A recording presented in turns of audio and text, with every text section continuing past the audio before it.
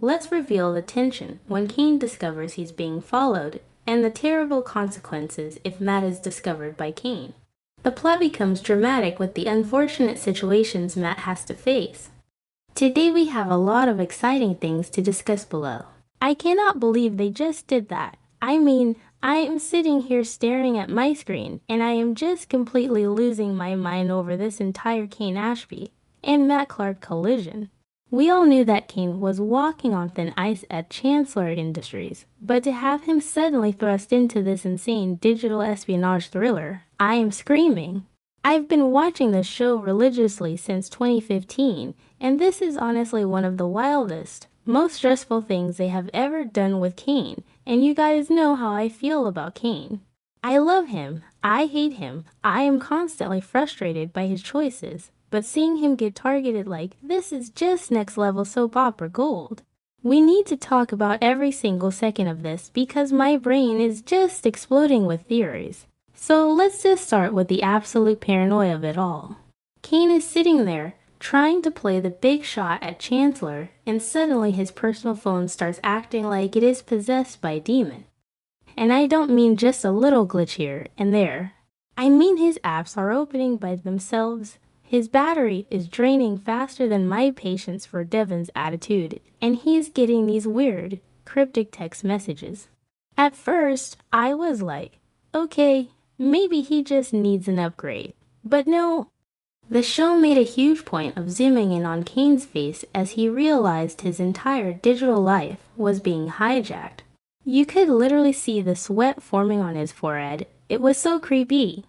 I mean, imagine sitting in your office and watching your phone screen swipe and type on its own. I would have thrown the phone out the window of the Chancellor building, I swear to you. But of course, it didn't stop at the phone, because why would it?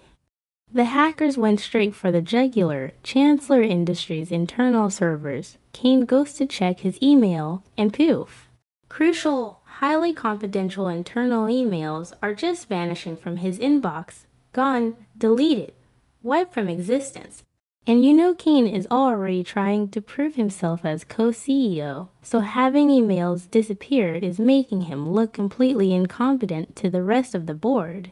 He is missing deadlines, he is losing track of communications, and it is causing these massive, embarrassing delays in his daily operations. I actually felt a tiny bit bad for him, which is rare for me, but the sheer panic in his eyes was so real. He is desperately clicking his mouse, trying to recover the files, and you just know whoever is on the other end of that hack is laughing their head off. And then it gets even worse, because the hacker wasn't just deleting things, they were actively impersonating him. Kane checks his web history and finds all these bizarre sites he has never visited. His social media accounts are showing unauthorized logins from weird locations. It is a total, systematic invasion of his privacy.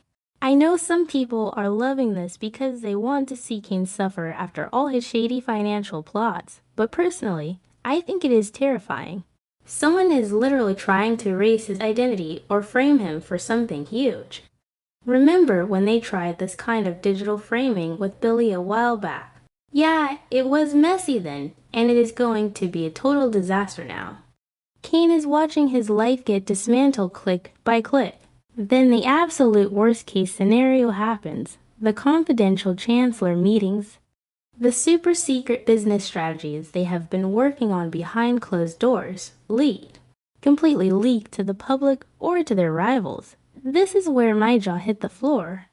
Kane realizes that the information could only have come from his compromised accounts.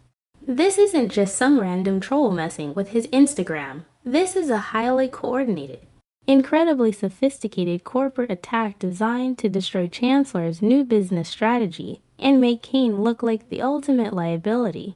He finds these strange access logs on the company computers, and it hits him like a ton of bricks. This is a targeted hit. Someone is out for his blood, and they are using code to do it. So what does Kane do? He goes to Lily, because of course he goes to Lily, and guys, this scene was so frustrating I wanted to pull my hair out. Kane is standing there, practically hyperventilating, trying to explain that his phone is hacked, The emails are gone, the meetings are leaked, and there is a digital stalker ruining their lives. And Lily, she just brushes him off. I mean, I get it. Lily is dealing with so much right now. She's got the Malcolm health crisis, the Devon drama, and she already doesn't trust Kane as far as she can throw him because of his past lies. But come on, Lily, look at the man. He is terrified. She just looks at him like he is making up excuses for his own incompetence. She is so distracted and dismissive, and you can see Kane's heart just break a little bit because the one person he needs to believe him thinks he is just crying wolf. Am I the only one who wanted to shake Lily in that moment? Open your eyes, girl. Because Lily won't help him, Kane realizes he is completely on his own. He has to play detective.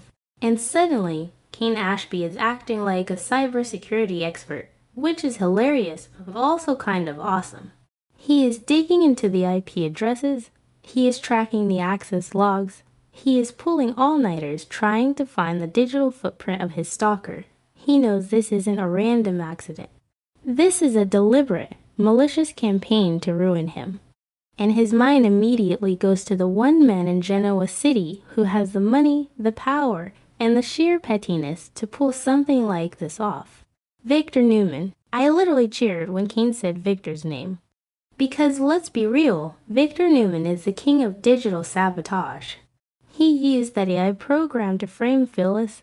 He uses hackers all the time, and he absolutely despises Kane. Kane is convinced that Victor, or one of Victor's loyal little minions, is orchestrating this entire nightmare to punish him or to destabilize Chancellor now that Lily is in charge. It makes perfect sense. Victor is always playing 4D chess while everyone else is playing checkers. Kane is pacing around his office, muttering about Victor, and I am sitting on my couch yelling, "Yes, Kane, go get him." But wait, WAT. Because I am getting ahead of myself, and this is where the episode completely flipped the script on me. Kane is following the digital breadcrumbs, tracing the signal, hacking the hacker. And the trail doesn't lead to the Newman ranch. It doesn't lead to Victor's office. It leads to Matt Clark. I screamed. I literally screamed at my television. Matt Clark, the psycho from Las Vegas. The guy who is supposedly wandering around with amnesia. Are you kidding me right now? How is Matt Clark, the guy who claims he doesn't even know his own name, running a highly sophisticated digital stalking campaign against Kane Ashby? It blew my mind. But then I started thinking about it, and it makes terrifying sense. We already know Adam found proof that Matt is faking his amnesia, and we know Victor has been harboring Matt, supposedly to test him. What if Victor is using Matt as his personal digital hitman? What if Matt and Victor have a secret alliance, and Matt is doing Victor's dirty work by hacking Chancellor? It is brilliant and evil, and I am so here for it. So Kane, being the hot-headed, impulsive guy we all know and sometimes love, doesn't call the cops. He doesn't go back to Lily. He marches straight out the door to find Matt. And where does he track him down? At Noah's new club. The replica of the Shadow Rim. Guys, the aesthetic of this scene was incredible. The Shadow Rim is already this dark, moody, creepy place that Noah built specifically to trigger Matt's memories. And now Kane is storming in there like a bull in a china shop. The neon lights, the shadows, the tension in the air, it was cinematic perfection. Kane bursts into the club, and there's Matt, just sitting there, probably smirking that smug, infuriating smirk.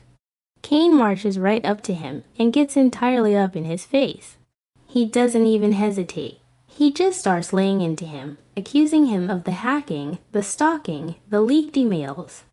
I know it's you. I know you're tracking me. Kane is yelling, and Matt just looks at him with this blank, innocent amnesiac expression, which only makes Kane infinitely more furious. I was on the edge of my seat. Kane is accusing Matt of being in bed with Victor Newman, screaming that he knows Victor put him up to this digital sabotage to ruin Chancellor. And you guys, Roger Howarth is playing this so perfectly. The subtle micro expressions on Matt's face. He is playing the victim. acting like Kane is a crazy person attacking a poor man with brain damage, but you can see the sinister calculation in his eyes. He knows exactly what he is doing. Kane is grabbing him, getting physical, and the confrontation is just escalating by the second. Kane is demanding answers, demanding to know what Victor's endgame is, and Matt is just eating it up, loving every second of Kane's desperation. But here is the kicker, and the part that has me so anxious for tomorrow's episode. Kane is making a massive scene. Right. And who else frequents the replica shadow room? Noah and Sienna. The camera pans over, and we see Noah and Sienna standing in the doorway, watching this entire explosive confrontation unfold, and my heart just dropped for Sienna. She is already so traumatized by Matt. She is already so paranoid about everything he does. And now she is watching Kane Ashby scream at her abusive husband about a massive corporate stalking conspiracy. Noah immediately steps in front of Sienna, going into full protective mode, and you can just feel the dynamic in the room shift.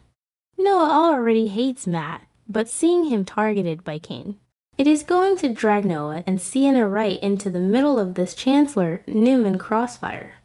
Are Noah and Sienna going to believe Kane, or are they going to think Kane has just lost his mind? Noah knows Matt is dangerous, but a digital hacker, that is a whole new level of threat. I am so stressed out about where this is going.